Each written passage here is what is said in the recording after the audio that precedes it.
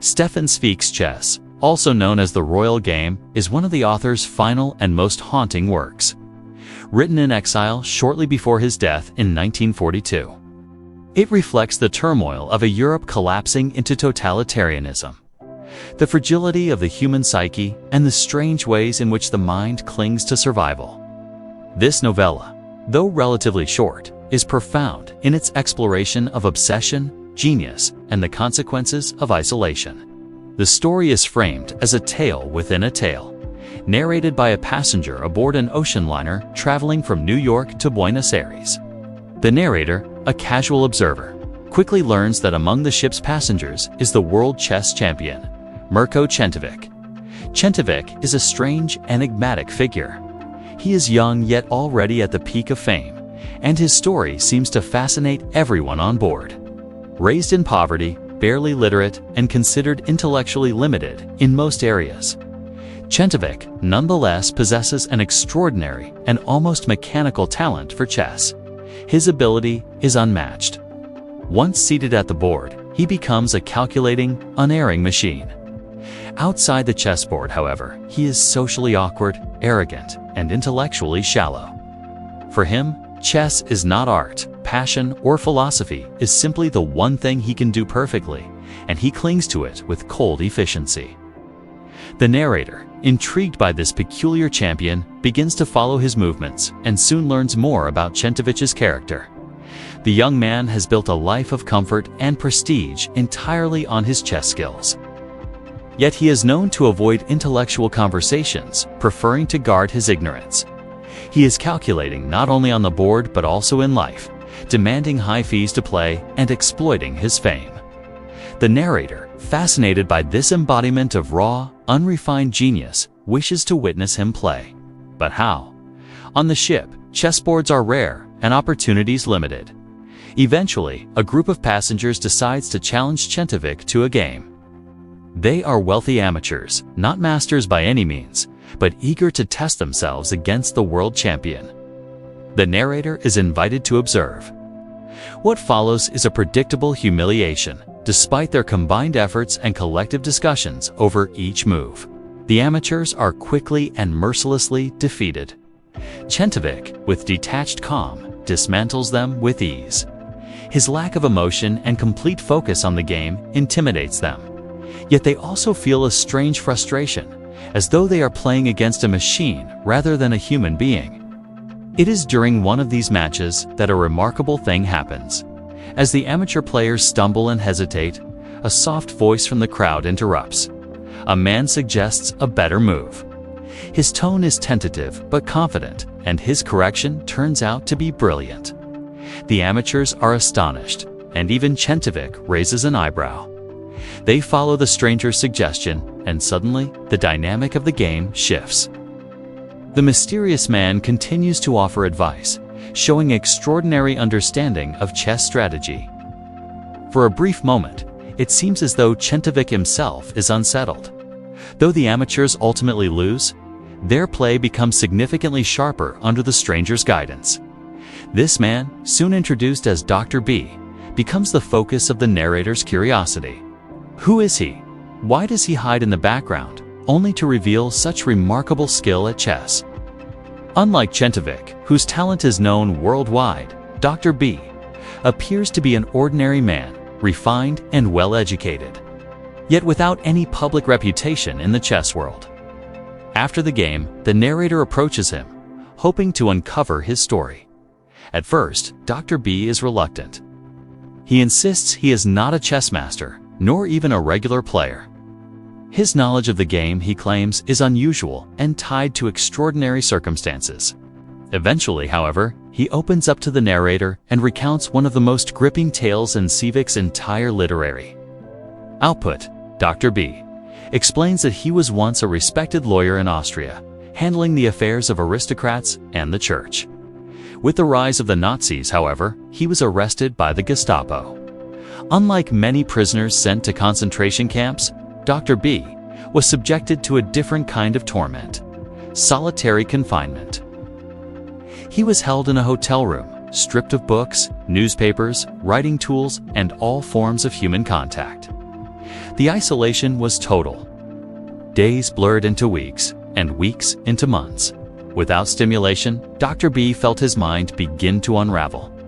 The silence was crushing, the emptiness unbearable. He feared he would go mad. One day, in a stroke of strange fortune, he managed to steal a book from the coat pocket of a guard. For a moment, his heart leaped finally. Something to read, some intellectual nourishment. But when he opened it, he was bitterly disappointed. It was not a novel, a history, or philosophy, but a manual of famous chess games containing hundreds of recorded matches between grandmasters. At first, he cursed his luck. What could he do with such a book when he had never been an avid chess player? But in the void of isolation, even this became a treasure. Dr. B began to study the book obsessively. He memorized every move, every opening, every strategy described. To pass the time, he played the games in his head, over and over, until he knew them by heart. Then he began to invent new games, imagining himself as both players. With no board or pieces, he visualized everything in his mind. His imagination became the battlefield, and soon he was playing entire tournaments within himself. At first, this mental exercise saved him from despair. It gave structure to the endless days, a purpose to his thoughts. But as weeks turned into months, his obsession deepened into something dangerous. He could not stop thinking about chess. Even when he tried to rest, his mind replayed moves and countermoves, combinations and variations. He became so consumed that he began to experience a kind of split personality, dividing himself into two players, white and black-locked, in endless combat. This obsessive self-competition eventually led to a breakdown. One day, during an imagined game, he collapsed into what he later described as a chess fever, trembling, sweating, and nearly losing his sanity. After this breakdown, the Gestapo, fearing his death would be inconvenient, released him. He returned to society, scarred by the experience, and tried to put chess behind him. Yet, as the narrator now sees, his mind retains extraordinary ability. Dr. B is not a professional chess master, but his obsessive mental training has given him insights into the game that few could match. The narrator, deeply moved, persuades Dr. B to play against Czentovic in a real match. At first, Dr. B refuses, fearing a relapse into obsession. But eventually, curiosity and pride push him to accept. The game is arranged, and soon the passengers gather eagerly. The match is electrifying. Dr. B, though out of practice with a real board, demonstrates astonishing skill.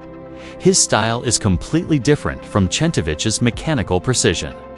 Where the champion is cold and methodical, Dr. B is fluid, imaginative, almost poetic in his moves.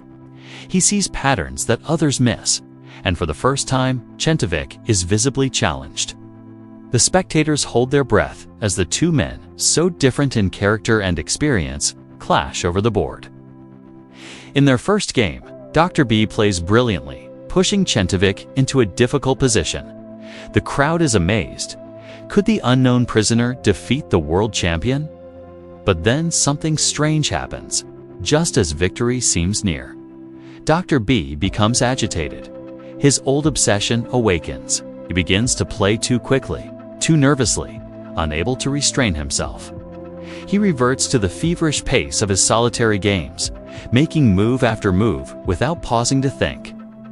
This impulsiveness allows Czentovic to exploit a weakness, and the game ends in a draw. The spectators are exhilarated, yet Dr. B is shaken.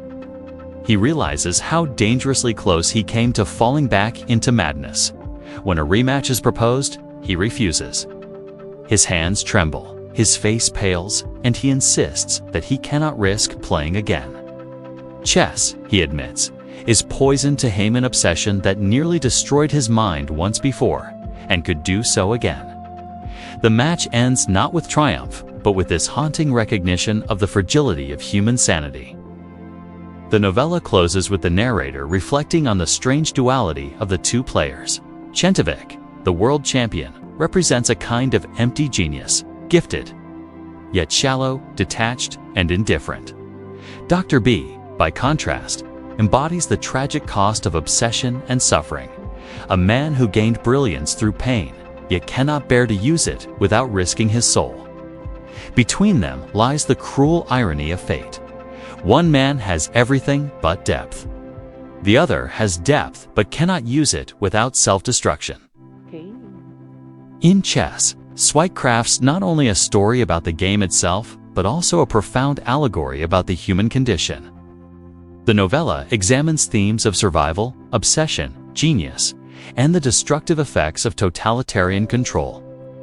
It is a meditation on how the mind seeks escape, how even the most intellectual pursuits can become dangerous when pushed to extremes, and how fragile the line is between brilliance and madness.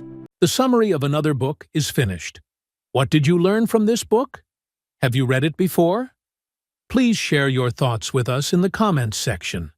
Don't forget to subscribe and like the channel.